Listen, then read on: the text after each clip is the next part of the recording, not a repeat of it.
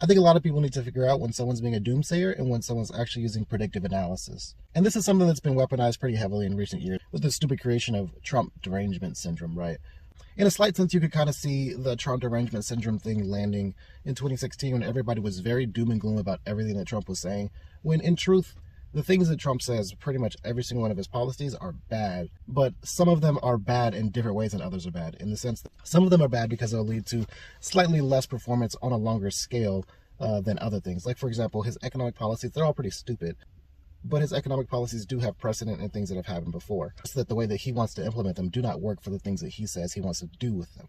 And that's what's important about the way that we talk about stuff, is that a lot of people who consider themselves very educated about a lot of things would hear stuff that Trump was saying. It's like, well, that doesn't sound as stupid or bad as it seems. Why is everyone calling me an idiot for supporting this? And it's because they don't realize how to do the predictive analysis about a certain thing. And this goes back to what I was saying about pulling the thread, being able to understand second and third order effects about stuff. Or to be able to accurately characterize when something is going to go bad or when something's going to go poorly, how and why it's going to go poorly. Democrats tried to play this in the culture war sense where everything they were saying is like, look, Trump is going to usher in the end of the world.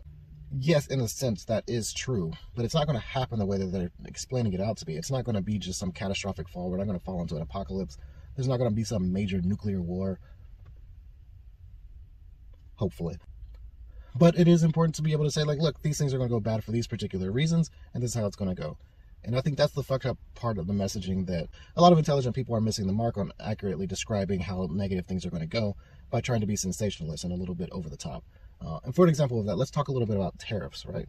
Tariffs are not bad, right? Tariffs are a useful tool. But the way that Trump wants to use tariffs could potentially be bad if you don't understand what his ultimate goal is, right? You cannot use tariffs to fund the government in the way that he wants to if you want to keep a government as big as it is right now. But if you want to intentionally shrink the government, like Republicans have been trying to do for decades, and you want to reduce taxes at the same time, now you're ending up in a situation where you can do tariffs and you can fund the government allegedly off of that, as long as your government stays small.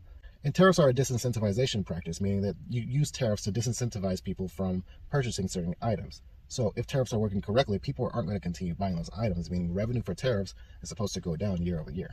Now, this is something you cannot put on a slogan. So you just say tariffs are going to bankrupt America. But the reality of it is that the economy can actually trickle along while fucking over individuals like us for a very long time off of a tariff-based economy. So think about it. Think about the thing you are trying to message. And understand that even if you are right about how bad it is going to be, try not to be so vaguely critical of everything that people can't latch on to the reality of the message. And at the end of the day, the real doomsayer is the friends you made along the way.